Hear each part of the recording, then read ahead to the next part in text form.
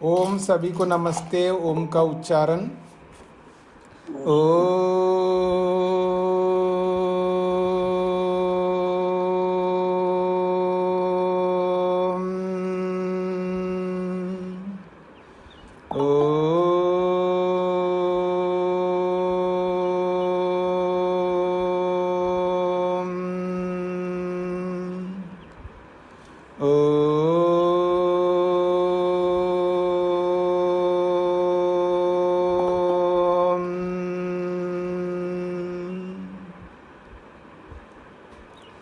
वेदांत दर्शन के तीसरे अध्याय के चौथा पाद, उसके 17 सूत्र हुए हैं।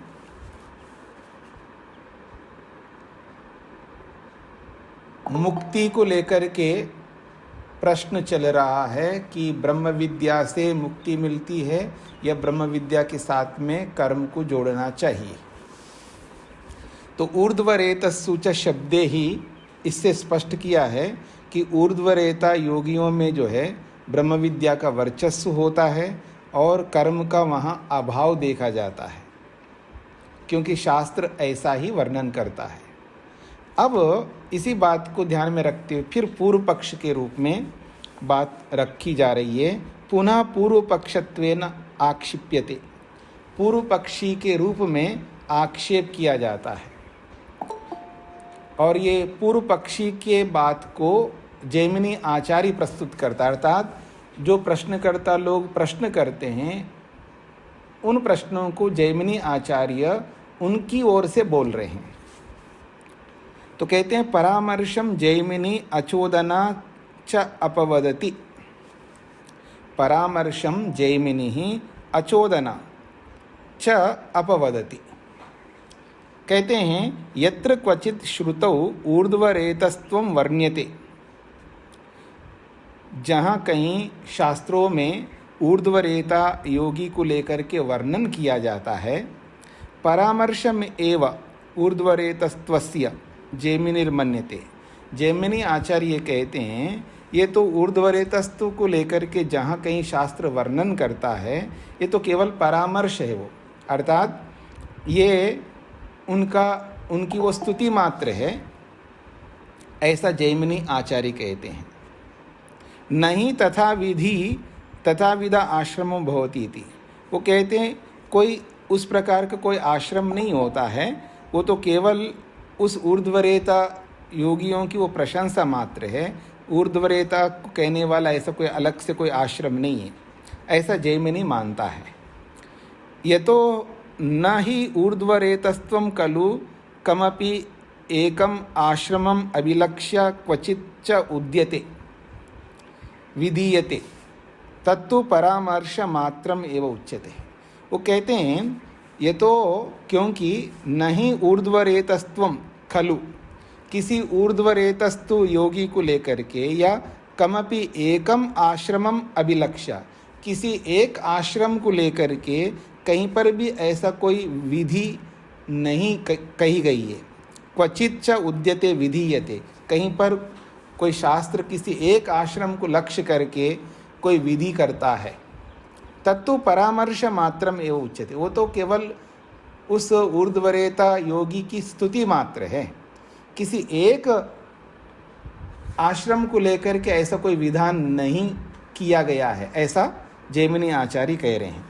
तद यथा, जैसा कि ब्रह्म संस्थो अमृतत्वमेति, जो ब्रह्म संस्थ है अर्थात जो ब्रह्म में स्थित होता है वो अमृतत्वमेति, वो मोक्ष को प्राप्त होता है।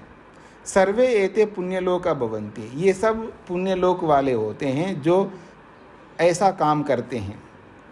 तच्च त्रयो धर्मस्कंधा, उसके बाद में ये भी लिखा है कि त्रयो धर्मस्कंधा, 3 धर्म के स्कंध होते हैं, यानी स्तंभ, आधारशिलाएं। धर्म के 3 आधारशिलाएं होती है, 3 आधार होते हैं। कहते हैं यज्ञो अध्ययनम दानमिति।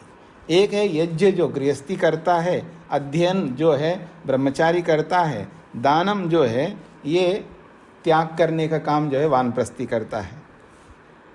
इति प्रकृत्या च उक्तम, ये प्रकरण को बता करके कहा है। अथच ये तो हो गया है तो यहाँ पर किसी एक आश्रम को ध्यान में रख कर के बात नहीं कही है, ये तो केवल एक बताया कि यज्ञ करना है, अध्ययन करना है, दान देना है। ऐसे ही ब्रह्म में जो स्थित है वो अमृतत्व को प्राप्त होता है। इति प्रकृत्या च उक्तम, ये प्रकरण दे करके ये बात कही है। अथच, और ये भी शास्त्र कहता है, अर्थात जो कर्म नहीं करता है उसकी निंदा भी शास्त्र करता है। तो निंदती श्रुति कर्म त्यागम, श्रुति जो है निंदा भी करती है अगर कोई कर्म नहीं करता है, कर्म का त्याग करता है। तो श्रुति क्या कहती है? तो कहते हैं वीरः वा एष देवानां यो अग्निम उद्वासयति। कहते हैं वीरः वा एष देवानां, ये देवताओं के लिए वीरः है यानी व्यर्थ है। यो अग्निम उद्वासयति, जो अग्नि का उद्वासन नहीं करता, अर्थात जो अग्निहोत्र आदि करता नहीं है, जो कर्म नहीं करता है, तो एक प्रकार से वो सुनसान जैसा आदमी है। न अपुत्रस्य लोको अस्ति, जिसका पुत्र नहीं, अर्थात जिसकी कोई संतान ही नहीं है, उसके लिए क्या लोक होता है, उसके लिए क्या संसार है। अगर कोई आदमी है तो उसकी संतान होनी चाहिए, उसके बच्चे होने चाहिए। तो शास्त्र तो ये कहता है न अपुत्रस्य लोक अस्ति, जिसका कोई पुत्र नहीं है उसके लिए संसार व्यर्थ है। तस्मात् विद्याया स्वातंत्र्यम नास्ति, इसलिए ये जो ब्रह्म विद्या है वो स्वतंत्र ब्रह्म को प्राप्त कराने वाली नहीं है। किंतु कर्मांगत्वम तस्य संभवती एव, इसलिए वो उस कर्म का अंग तो बन करके, यानी कर्म को अंग बना करके तो ब्रह्म को प्राप्त करा सकती है वो ब्रह्म विद्या। केवल ब्रह्म विद्या ब्रह्म को प्राप्त नहीं करा सकती है, क्योंकि कर्म को त्याग करने वाले के लिए निंदा की है यहाँ पर। इसलिए कर्म को ब्रह्म विद्या के साथ जोड़ना चाहिए, ऐसा जैमिनी आचार्य कह रहे हैं। यह पूर्व पक्षी की बात को जैमिनी आचार्य रख रहे हैं, इसका ऐसा समझना चाहिए। सूत्रार्थ 17वें सूत्र में कहे गए शास्त्र वचनों में, 17वें सूत्र में कहे गए शास्त्र वचनों में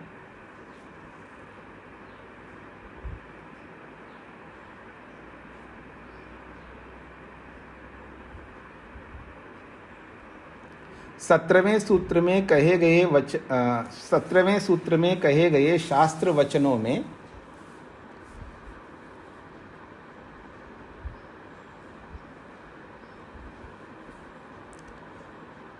अन्य आश्रमों का वर्णन मात्र है, अर्थात परामर्श मात्र है।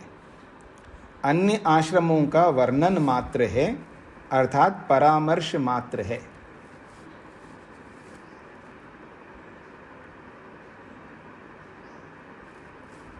अन्य आश्रमों का वर्णन मात्र है, अर्थात परामर्श मात्र है।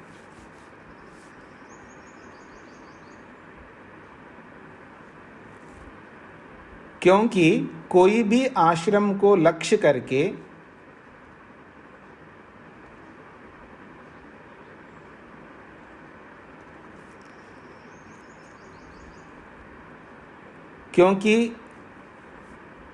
कोई भी आश्रम को लक्ष्य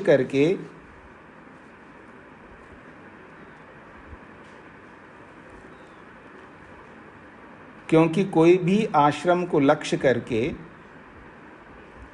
विधान नहीं किया गया है।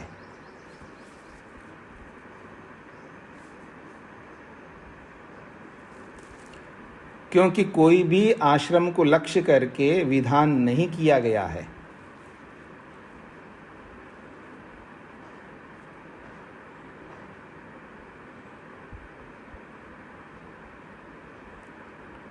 क्योंकि कोई भी आश्रम को लक्ष्य करके विधान नहीं किया गया है, और ऐसा मानकर ही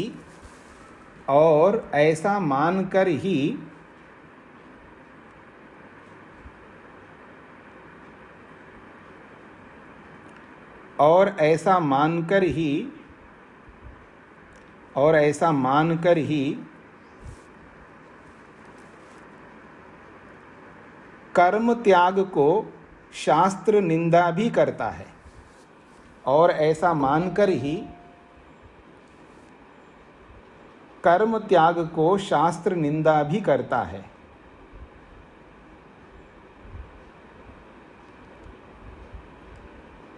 और ऐसा मानकर ही कर्म त्याग को शास्त्र निंदा भी करता है, ऐसा जैमिनी आचार्य का मानना है। ऐसा जैमिनी आचार्य का मानना है।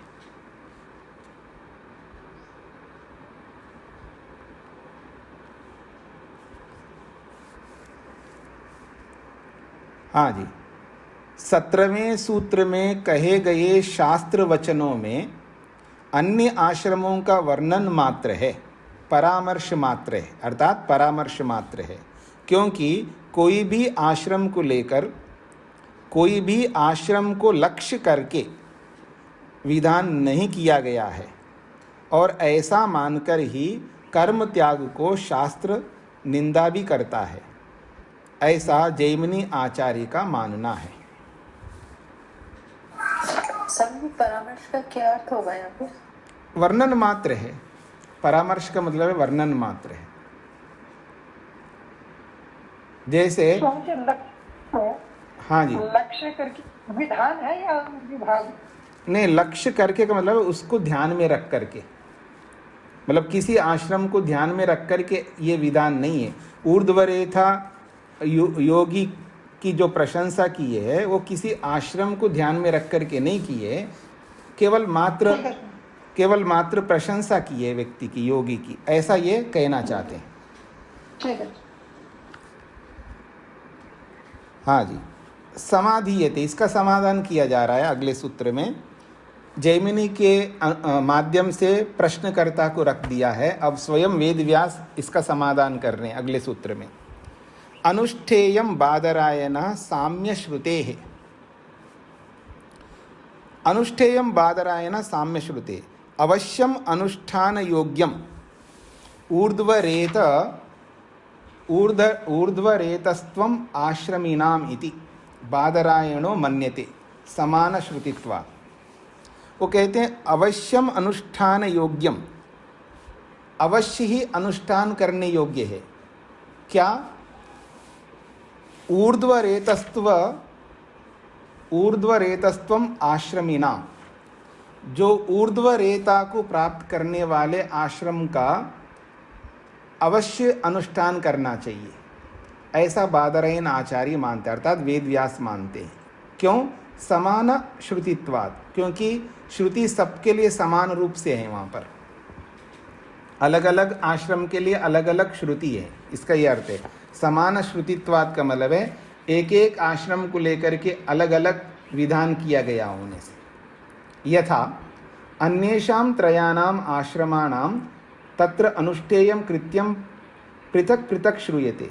जैसे कि अन्येषां त्रयाणाम आश्रमाणाम, जो बाकी 3 आश्रम हैं, एक तो संन्यास आश्रम है उसको छोड़ दीजिएगा, बाकी जो 3 आश्रम हैं उन तीनों आश्रमों के लिए अनुष्ठान करने योग्य जो कर्तव्य है, उन कृत्यम, उन कर्तव्यों को, अन्येषां त्रयाणाम आश्रमाणाम तत्र अनुष्ठेयम कृत्यम, बाकी तीनों आश्रमों के अनुष्ठान करने योग्य जो कृत्य है अर्थात कर्तव्य है, उन कर्तव्यों को पृथक पृथक श्रूयते, अलग अलग उनके लिए वहाँ पर सुनाया गया है, यानी पाठ किया गया है।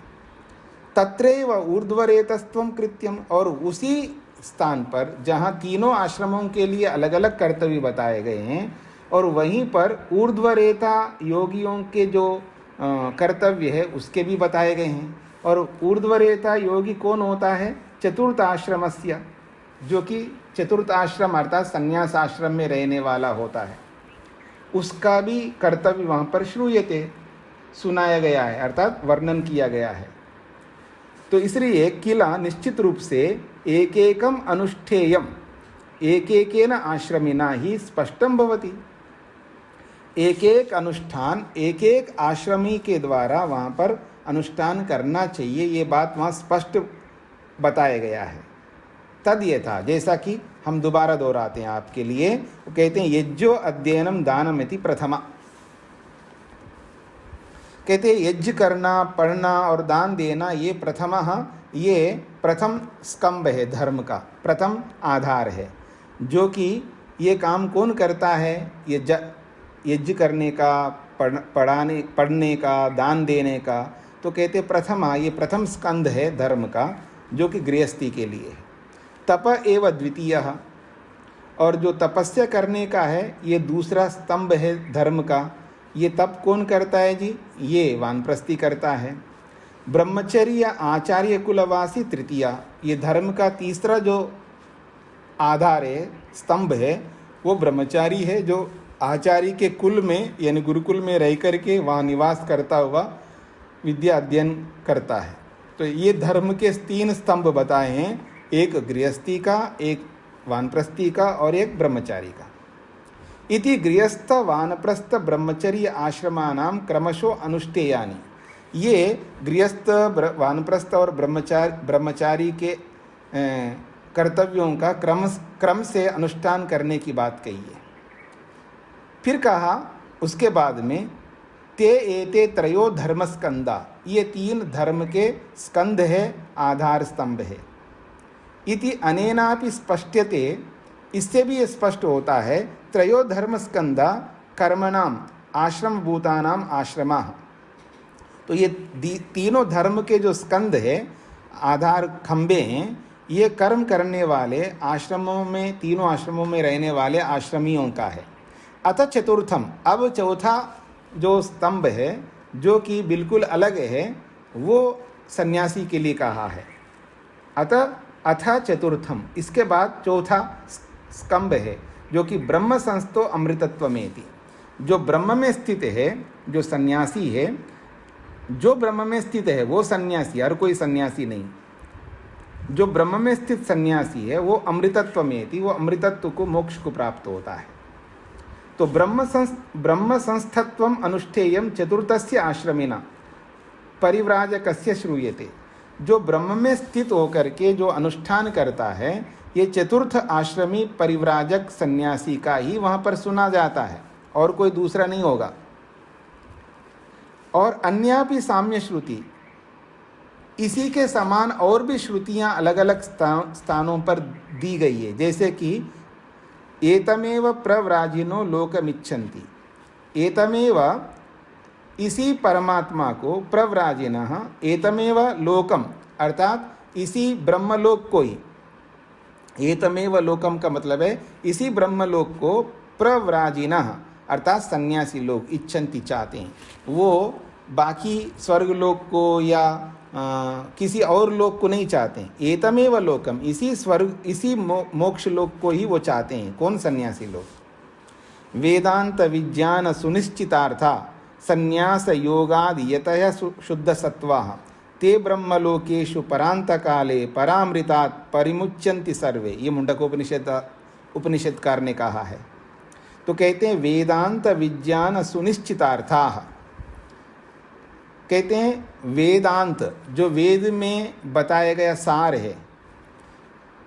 वेदांत का मतलब है जो वेदांत में यानी उपनिषदों में या वेदांत दर्शन में जो भी बताया परमात्मा के विषय में, जो विज्ञान वहाँ पर आया है, उस वेदांत में बताए हुए विशिष्ट विज्ञान से सुनिश्चितार्था, जिन्होंने अर्थ को निश्चित कर दिया है कि ये परमात्मा है, ये जीवात्मा है और ये प्रकृति है सत्वरस्ता में, यही परमात्मा, इसको प्राप्त करना है, ये जीवात्मा ये प्राप्त करने वाला है और ये प्रकृति संसार ये प्राप्त करने का साधन है।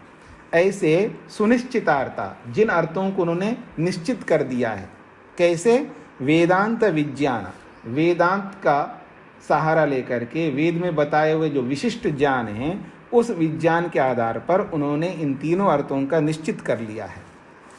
कैसे कर लिया? संन्यास योगात, ये सब कैसे करता है व्यक्ति? संन्यास योगात, संन्यास के योग से, अर्थात चतुर्थ आश्रम के आश्रय से इन अर्थों का वो निश्चित करता है। इसलिए वो यतया, यति होते हैं, सन्यासी होते हैं।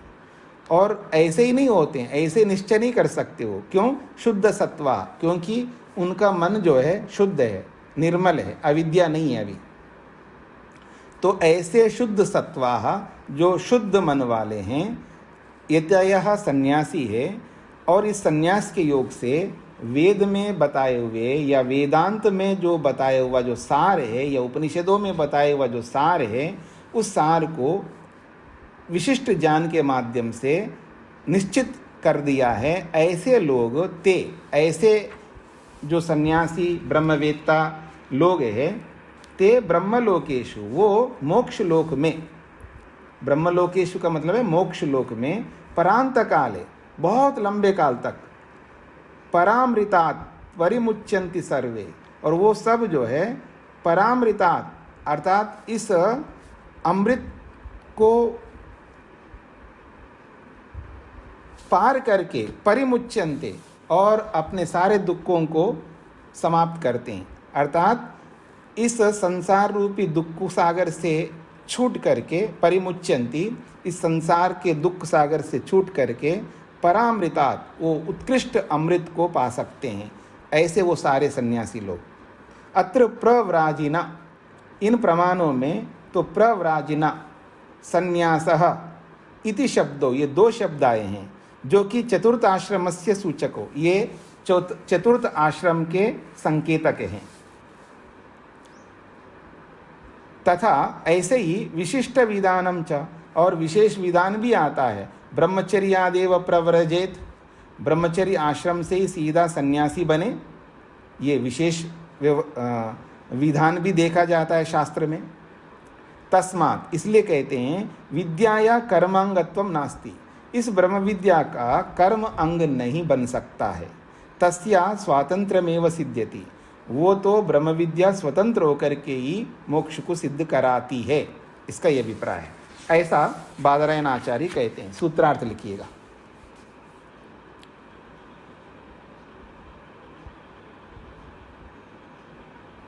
छांदोग्य में सब आश्रमों के अनुष्ठान करने योग्य, छांदोग्य में सब आश्रमों के अनुष्ठान करने योग्य, छांदोग्य में सब आश्रमों के अनुष्ठान करने योग्य, छांदोग्य में सब आश्रमों के अनुष्ठान करने योग्य कर्तव्य समान रूप से वर्णन किया गया होने से, कर्तव्य समान रूप से वर्णन किया गया होने से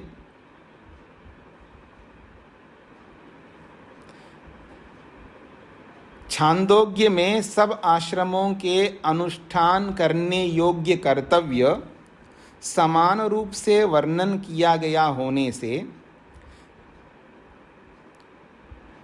समान रूप से वर्णन किया गया होने से तीनों आश्रमों के समान, तीनों आश्रमों के समान, तीनों आश्रमों के समान संन्यास आश्रमी को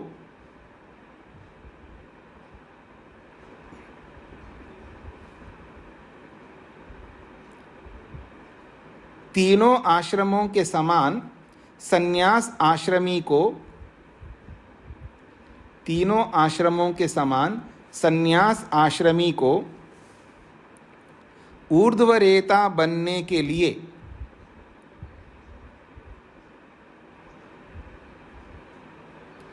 संन्यास आश्रमी को ऊर्ध्वरेता बनने के लिए कहा गया है।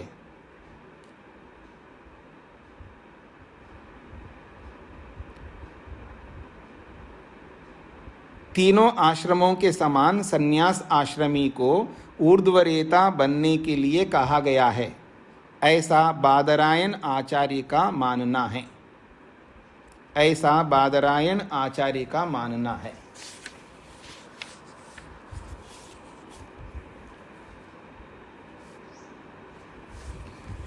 एक बार दोहराता हूँ। छांदोग्य में सब आश्रमों के अनुष्ठान करने योग्य कर्तव्य समान रूप से वर्णन किया गया होने से तीनों आश्रमों के समान संन्यास आश्रमी को ऊर्ध्वरेता बनने के लिए कहा गया है, ऐसा बादरायण आचार्य का मानना है।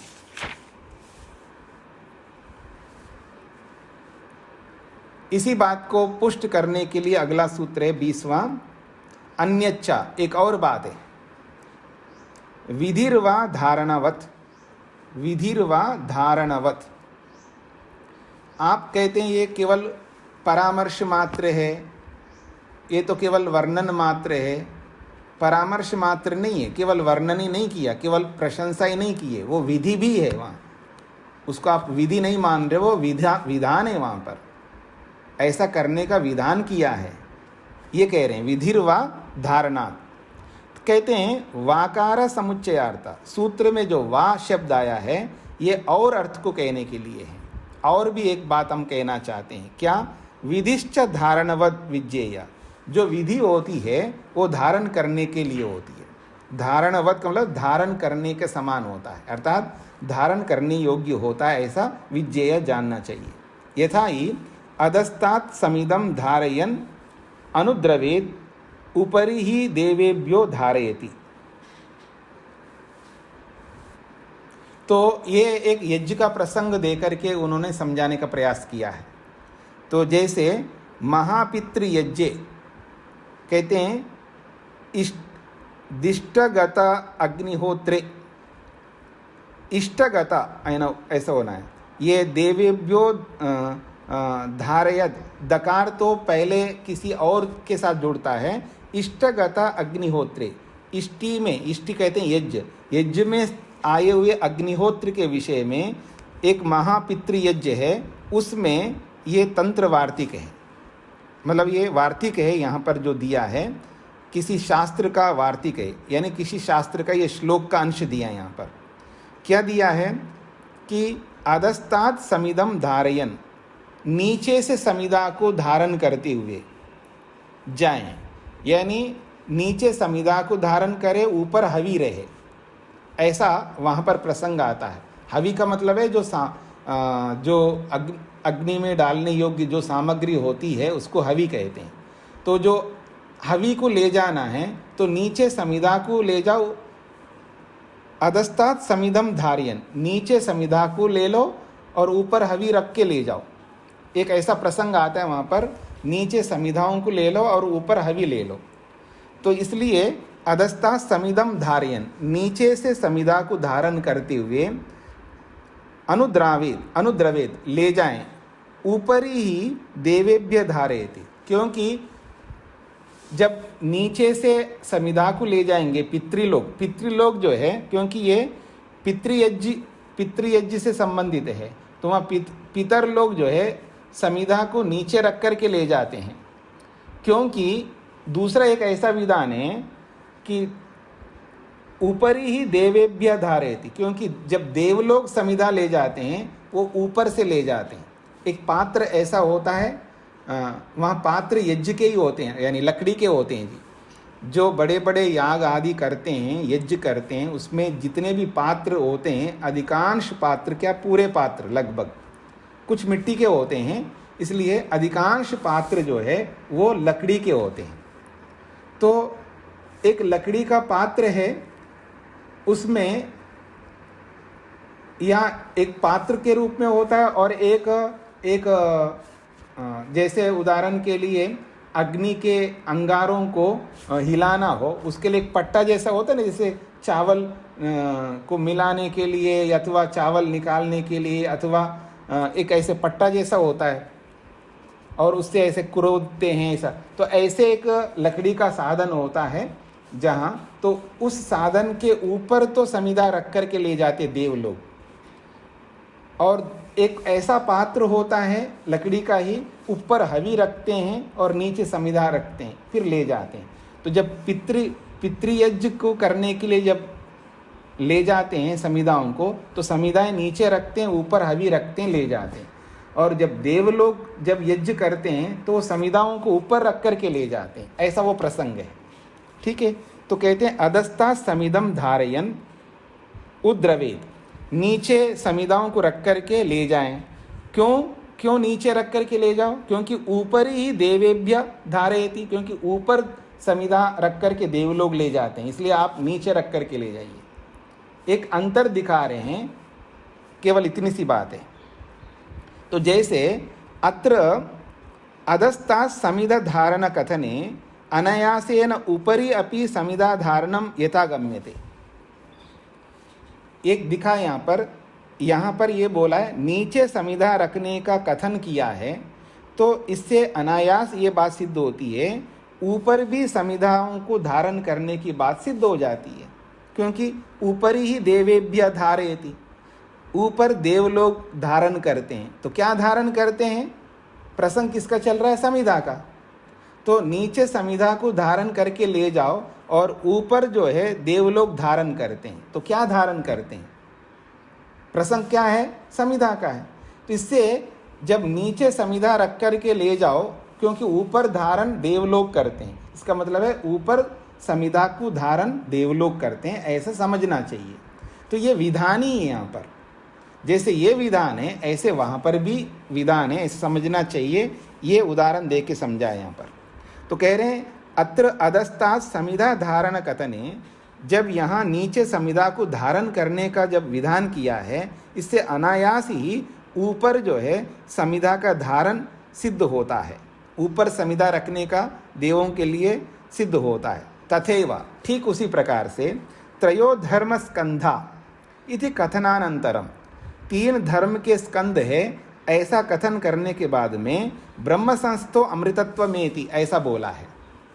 पहले धर्म के 3 स्कंद बताए हैं जो कि तीनों आश्रमों के लिए बताए हो, उसके बाद में ब्रह्म संस्थो अमृतत्व मेति, और ब्रह्म संस्थ जो ब्रह्म में निवास करता है, जो ब्रह्म में स्थित रहता है, वो अमृतत्व को प्राप्त होता है,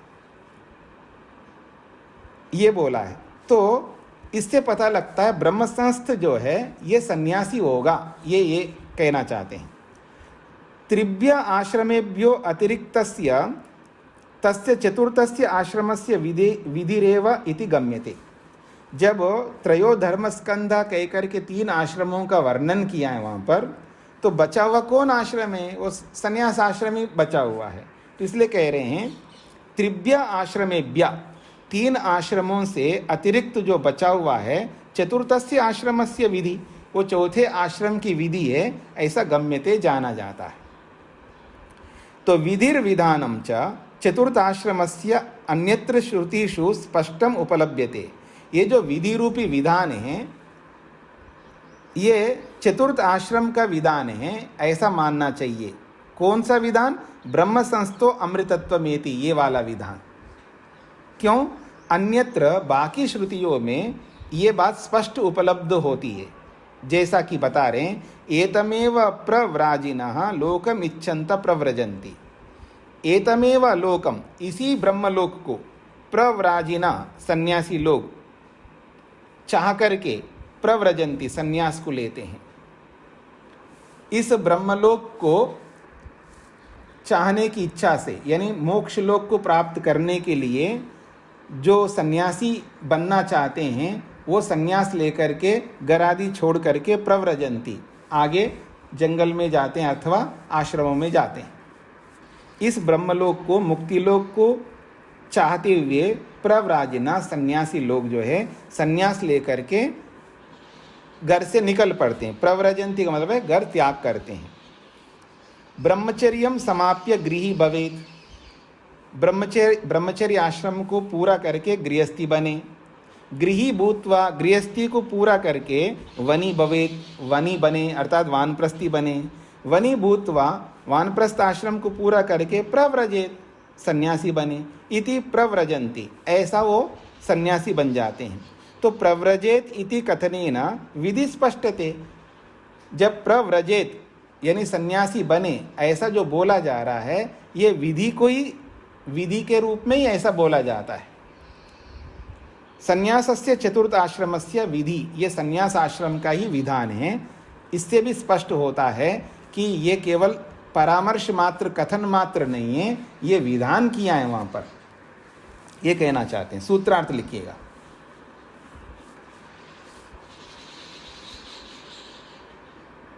धारण विधि के समान, धारण विधि के समान, धारण विधि के समान धारण विधि के समान प्रव्रजंती,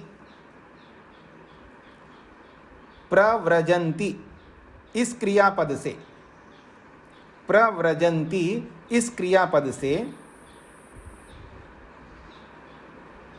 प्रव्रजंती इस क्रियापद से, प्रव्रजंती ये तिङंत पद है, क्रियापद है, तो प्रव्रजंती इस क्रियापद से संन्यास आश्रम की विधि समझना चाहिए।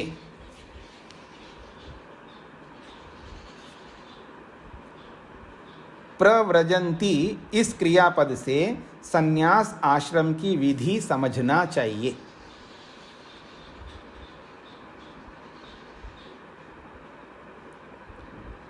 पूरा सूत्रार्थ है, धारण विधि के समान प्रव्रजंती इस क्रियापद से संन्यास आश्रम की विधि समझना चाहिए। अभी भी संतुष्टि नहीं होती है प्रश्नकर्ता को, फिर प्रश्न कर रहा है वो। कहते हैं स्तुति मात्रम उपादानात् इति चेत, ये तो केवल स्तुति मात्र ही मानो ना, आप विधि क्यों मान रहे हो? वो कहता स्तुति मात्रम, इसको स्तुति मात्र मानना चाहिए, ऐसा ही उपादानात्, ऐसा ही शास्त्रों में ग्रहण किया गया है। इति चेत, ऐसा अगर कोई कहे तो ना, नहीं कह सकते।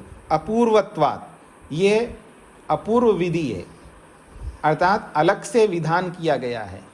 केवल स्तुति लिए, वो स्तुति मात्र नहीं है, भिन्न विधि होने से। अपूर्व विधि का मतलब है अलग से विधान किया गया होने से। हाँ जी, आप में से कोई अपना माइक को खुला छोड़ दिया लगता है, बंद करके रखिए।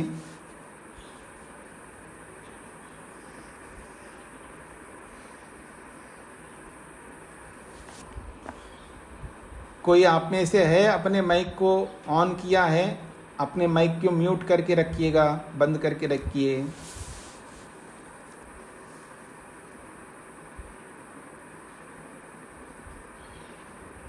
मेरे आवाज आ रही है, कोई अपना अपना देख लीजिएगा, अपना माइक बंद है या नहीं है देख लीजिएगा। स्वामी जी सबका बंद है। अब बंद हुआ है, अब बंद हुआ है, ठीक है जी। कहते हैं स्तुति मात्रम उपादानात् इति चेत न अपूर्वत्वात् ब्रह्म संस्थो अमृतत्वमेति। ये जो वचन है ये छांदोग्य का वचन है। ब्रह्म संस्थो अमृतत्वमेति, ब्रह्म में स्थित व्यक्ति अमृतत्व को प्राप्त होता है, ये एक वचन है। फिर कहा एतमेव प्रव्राजिनो लोकम इच्छन्त प्रव्रजन्ति, इसी ब्रह्मलोक को, मुक्ति लोक को चाहते हुए सन्यासी लोग या प्रव्राजिनः सन्यासी लोग प्रव्रजन्ति, सन्यास लेने के लिए घर त्याग करते हैं। इत्यादि कथनम तो स्तुति मात्रम, ये कथन तो स्तुति मात्र है, अर्थात प्रशंसा मात्रम, ये प्रशंसा है। न विधि रूपम, ये विधि नहीं है, विधान नहीं है, ये प्रश्नकर्ता कह रहा है। कुतः, क्यों विधान नहीं है? उपादानात्, फल उपादानात्, फल को ध्यान में रख करके बोला है। फलोपादान मतलब फल को ग्रहण करने के लिए, अर्थात मुक्ति चाहते हो तो सन्यास लेना चाहिए। सन्यास यानी ब्रह्मलोक की प्रशंसा, यानी मुक्ति की प्रशंसा है। यहाँ पर ये कोई विधान नहीं किया जा रहा है, केवल ये मुक्ति की प्रशंसा हो रही है, यहाँ ब्रह्मलोक की प्रशंसा हो रही है, क्योंकि यहाँ फल दिखाई दे रहा है। इति चेत उच्चेता, ऐसा कोई प्रश्नकर्ता कहे, तर्हि न नैवं वक्तव्यम, ऐसा बिल्कुल नहीं कहना चाहिए। क्यों? अपूर्वत्वात्, तस्य अपूर्व विधानात्, ये भिन्न विधान होने से। ये केवल मुक्ति की प्रशंसा नहीं कर रहे हैं, ये वाक्य यहाँ पर विधान किया गया है, अलग प्रकार से विधान किया है। अपूर्वम भिन्नम, अपूर्व का मतलब है यहाँ पर अपूर्व शब्द भिन्न अर्थ के लिए आया है। अपूर्वम भिन्नम, भिन्नम ही विधानम, ये अलग प्रकार से विधान है। एतद, ये जो वचन है, ब्रह्म संस्था, ब्रह्म में जो स्थित है वो अमृतत्व को प्राप्त होता है। प्रव्राजिनः लोकम इच्छन्त प्रव्रजन्ति, ये सब विधान है, अलग प्रकार के विधान है। तो ब्रह्म संस्थत्वम गृहस्थ वानस्थ आभ्याम आचार्य कुलस्थादपि, कहते हैं ये जो ब्रह्म संस्थत्व है ये गृहस्थ वाले या वानप्रस्थ वाले इन दोनों से और आचार्य कुलस्थ जो ब्रह्मचर्य वालों से भिन्न विधान है। गृहस्थ का मतलब है घर में रहने वाले, वनस्थ का मतलब है वन में रहने वाले, और आचार्य कुलस्थ का मतलब है आचार्य के पास रहने वाले ब्रह्मचारी। इन तीनों से भिन्न विधान है ये प्रव्रजनम। ये जो प्रव्रजन है अर्थात घर त्याग करके जाने वाली जो बात है ये सन्यासी के लिए तेभ्य आश्रमेभ्य भिन्नस्य आश्रमस्य अपूर्वम अर्थात भिन्नम विधानम। उन तीनों आश्रमों से अलग प्रकार का ये विधान है। आप इसको अलग विधान के रूप में देखिए, केवल फल की प्रशंसा नहीं है, यानी मोक्ष की प्रशंसा मात्र वाक्य नहीं है। ये वाक्य मोक्ष के प्रशंसा करने के लिए आए हैं ऐसा जो आप मानते हो ऐसा मत मानो। ये बिल्कुल अलग प्रकार के विधान वाक्य है, ये कहना चाहते हैं। तो कहते हैं ते तो तिष्ठन्ति स्व स्व स्थाने। वो जो गृहस्थ है वन में रहने वाले आचार्य कुल में रहने वाले हैं, ये अपने अपने जगह पर विराजमान होते हैं। उनका काम है घर में ही रहना। हाँ, आप लोग घर में रहिए। और ब्रह्मचारी आचार्य के कुल में ही रहेगा, इधर उधर नहीं जा सकता। इधर उधर जाएंगे तो घर को कौन चलाएंगे जी। और आचार्य कुल से इधर उधर जाएगा ब्रह्मचारी तो विद्या कौन पढ़ेगा। और वन में ही रहो, आश्रमों में ही रहो। आश्रमों में नहीं रहोगे तो तपस्या कौन करेगा। मौन रह करके तप करते हुए जो पड़ी हुई विद्या है उसकी जुगाली कौन करेगा। इसलिए गृहस्थ को घर में ही रखना चाहते हैं, वानप्रस्थी को वन में ही रखना चाहते हैं, और ब्रह्मचारी को आचार्य के कुल में ही रखना चाहते हैं। ते तो तिष्ठन्ति स्व स्व स्थाने। ये तीनों आश्रम के लोग अपने अपने स्थान में विराजमान रहते हैं। परिव्राजकस्य चतुर्थ आश्रमिनो न स्थानम भवति। और जो परिव्राजक है चतुर्थ आश्रम का जो सन्यासी है उसका कोई निश्चित स्थान नहीं होता है, इसलिए तो उसको परिव्राजक कहते हैं। परिता व्रजति इति परिव्राजक। वो सब जगह घूमता है सांप की तरह, एक ही जगह एक ही घर में नहीं रहता है, वो अलग अलग घरों में जाता है। बिन बुलाए मेहमान है सन्यासी। लेकिन आज का माहौल बदल गया। अब सूचित करके अपॉइंटमेंट लेकर के जाना पड़ता है सन्यासी। अपॉइंटमेंट लेकर के जाना पड़ता है, नहीं तो आप मिलेंगे नहीं। आप लोग ऐसे होते हैं, सब अपने अपने व्यापार में निकल जाते हैं, अपने अपनी नौकरियों में निकल जाते हैं, घर बंद रहता है अथवा घर में कोई रहते नहीं है, या काम करने वाले कर्मचारी रहते हैं अक्सर। तो आप मिलेंगे नहीं तो हम आके के भी क्या करेंगे। इसलिए पहले आपसे अनुमति लेना पड़ता है कि हम आ सकते हैं, कि आप मिलेंगे घर पे। हाँ जी, इस दिन मिलेंगे तो उसी दिन हम आते हैं। ठीक है जी, इसका ही अभिप्राय। आजकल का माहौल बदल गया। खैर, हंसा दिया आपको। तो कहते हैं तीनों आश्रमवासी तो अपने अपने आश्रमों में रहते हैं, बाकी चतुर्थ आश्रमी जो है उसका अपना कोई स्थान निश्चित नहीं होता है। सन्यासी नस्तु, सन्यासी लोग कैसे होते हैं। तेह स्म पुत्रेशनायाश्च वित्तेशनायाश्च लोकेशनायाश्च व्युत्थाय। वो लोग तो पुत्रेशना, वित्तेशना और लोकेशना, इन तीनों ऐशनाओं से ऊपर उठ करके भिक्षाचर्यम चरंती। वो भिक्षाटन करते हैं, वो भिक्षुक होते हैं। भिक्षुक का मतलब भिखारी नहीं होते।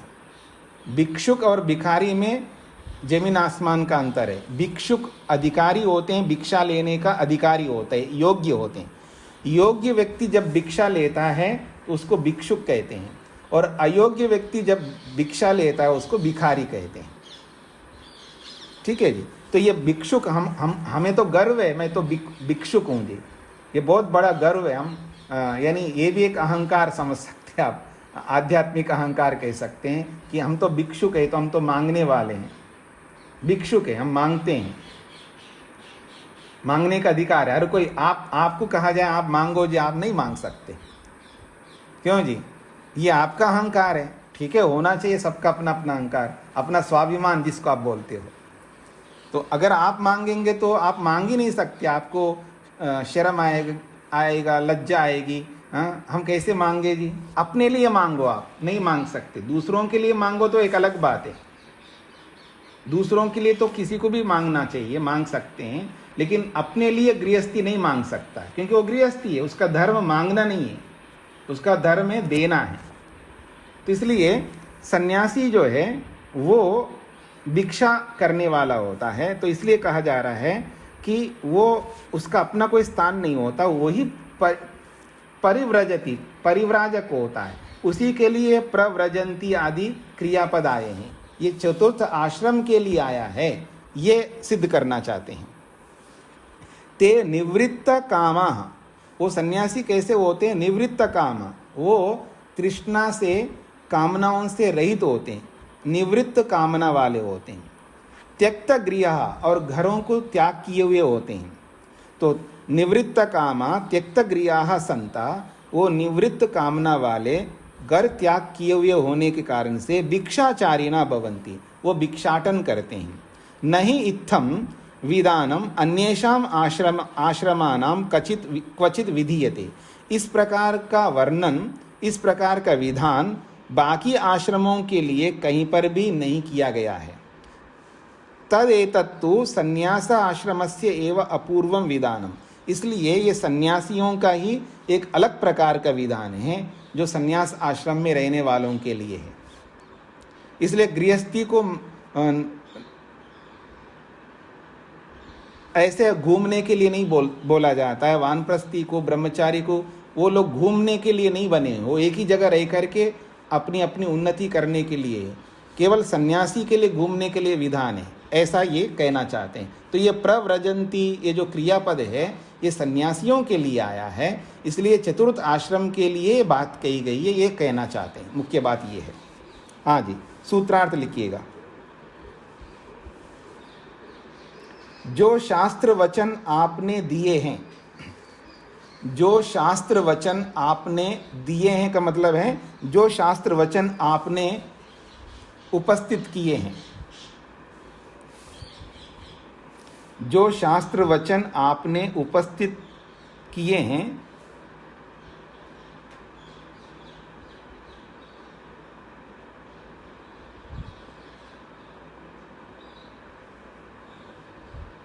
वे स्तुति वचन हैं, प्रशंसा के लिए हैं। जो शास्त्र वचन जो शास्त्र वचन आपने उपस्थित किए हैं, जो शास्त्र वचन आपने उपस्थित किए हैं, वे स्तुति वचन हैं, प्रशंसा के लिए हैं।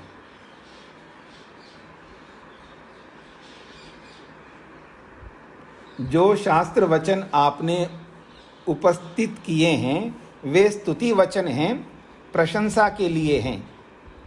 विधि वाक्य नहीं है, विधि वाक्य नहीं है,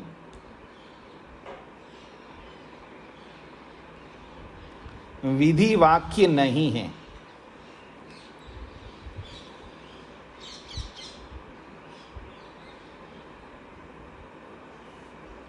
जी लास्ट वाली लाइन बोलना।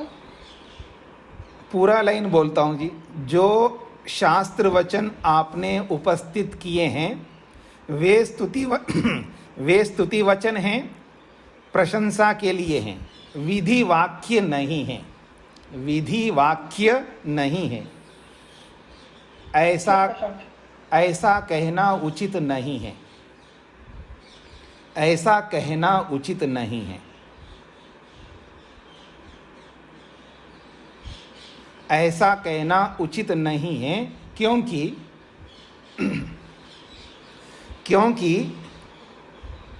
उन वाक्यों में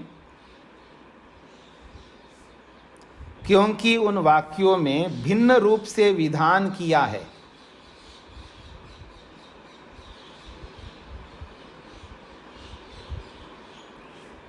क्योंकि उन वाक्यों में भिन्न रूप से विधान किया है,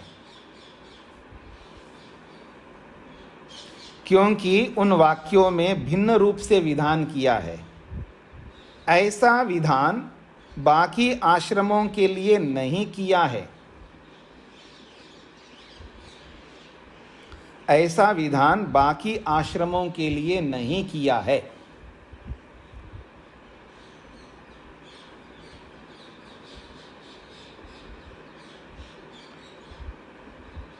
जो शास्त्र वचन आपने उपस्थित किए हैं वे स्तुति वचन हैं, प्रशंसा के लिए हैं, विधि वाक्य नहीं हैं, ऐसा कहना उचित नहीं है, क्योंकि उन वाक्यों में भिन्न रूप से विधान किया है और ऐसा विधान बाकी आश्रमों के लिए नहीं किया है। ठीक है जी, इस सूत्र में प्रश्न भी रखा है और उसका समाधान भी किया है, और इसी बात को आगे और पुष्ट किया जा रहा है 22वें सूत्र के माध्यम से। कहते हैं भाव शब्दात, भाव कहते हैं क्रिया, क्रिया शब्द से भी ये बात सिद्ध होता है या सिद्ध होती है। भाव का मतलब क्रिया, संस्कृत में भाव शब्द जो है क्रिया के लिए आता है। क्रिया का मतलब तिंगंत पद क्रियावाची पद। तो भाव शब्दात का मतलब है क्रिया शब्द से भी ये बात सिद्ध होती है। क्रिया वचनादपि न स्तुति मात्रम विधिरेव। जब वहाँ क्रिया वचन यानी क्रियावाची शब्द स्पष्ट वहाँ पर वर्णित है, पढ़ा गया है। प्रव्रजंती ये क्या क्रियापद है, तो क्रिया वचन से भी ये बात समझ में आती है कि वो स्तुति मात्र नहीं है, विधि वाक्य है। क्रिया वचनम निर्दिश्यते, शास्त्र में क्रिया वचन वहाँ पर निर्देश किया है। अतः याज्ञवल्क्य द्वे भार्ये बभूवतु। याज्ञवल्क्य जो विद्वान थे, ऋषि बनने से पहले जो बहुत बड़े विद्वान थे, उस विद्वान के द्वे भार्ये बभूवतु, उनकी दो पत्नियां थी। एक का नाम है मैत्रेयी और दूसरे का नाम है कात्यायनी। इति वृत्तम प्रकृत्या, इस वृत्तांत को, इस प्रकरण को प्रारंभ करके आगे लिखते हैं याज्ञवल्क्य प्रव्राज। अब याज्ञवल्क घर छोड़ करके प्रव्राज, वो जंगल में चलने लगे। एतावद अरे खलु अमृतत्वमिति उक्त्वा, लंबा प्रकरण है। वो जब घर छोड़ करके जाने लगे तो कात्यायनी तो कुछ बोली नहीं है, लेकिन मैत्रेयी ने बोला है कि आप कहाँ जा रहे हो। तो उन्होंने कहा कि मैं तो बस घर छोड़ के जा रहा हूँ, आप ऐसे कैसे छोड़ कर जा सकते हो। ये लंबा प्रकरण है, तो उसको समझा दिया है। और अच्छा, अगर आपको जाना है और यहाँ से जो सुख मिल रहा है या मेरे से जो सुख मिल रहा है, उसका अभिप्राय है मुझ कात्यायनी के द्वारा जो आपको सुख मिलता है, इससे बढ़कर सुख अगर वो है, तो अगर ऐसा है तो मेरे को भी बता दो, मैं भी प्राप्त करना चाहती हूँ। तो उन्होंने उनको बता दिया है। वो सारा बताने के बाद कहते हैं एतावद अरे खलु अमृतत्वमिति, हे मैत्रेयी, बस यही अमृतत्व है जो मैंने आपको बताया है, यही वो आनंद है जिसको पाने के लिए मैं जा रहा हूँ घर छोड़ करके। इति उक्त्वा, ऐसा उस मैत्रेयी को बोल करके याज्ञवल्क्य जो है प्रव्राजा, घर छोड़ करके चला गए। तो ये प्रव्राजा जो है ये क्रियापद है। इति प्रव्रजनम संन्यासस्य आचरणम अनुष्ठितम। तो इस प्रव्रजन से घर छोड़ करके घर त्याग करके जाने वाला ये जो क्रियापद है, इससे संन्यासस्य आचरणम, संन्यास के आचरण को अनुष्ठितम या अनुष्ठान के रूप में दिया है। तद अनुष्ठेयम, उसका अनुष्ठान हम सबको भी करना चाहिए। न स्तुति मात्रमिति गतम, ये केवल स्तुति वचन नहीं, केवल स्तुति करने के लिए नहीं कहा है, ये अनुष्ठान करने के लिए ये हमें प्रेरित करता है। जैसे वो घर छोड़ करके संन्यास आश्रम को धारण किया है, ऐसे हम लोगों को भी करना चाहिए। ये केवल स्तुति मात्र नहीं है, ये कहना चाहते हैं। सूत्रार्थ लिखिएगा। और भी बात है कि उन शास्त्रों में, और भी बात है कि उन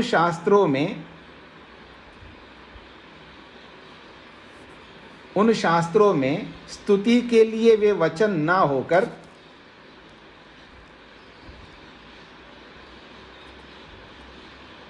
उन शास्त्रों में स्तुति के लिए वे वचन ना होकर,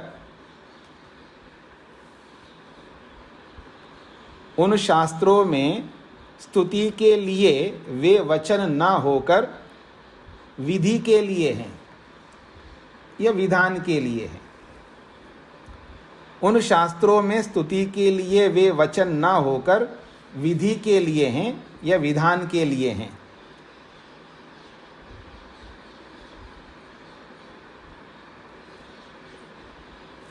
वहां पर वर्णित क्रियापदों से पता लगता है,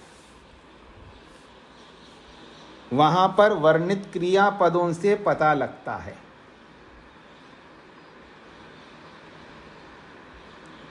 वहां पर वर्णित क्रियापदों से पता लगता है।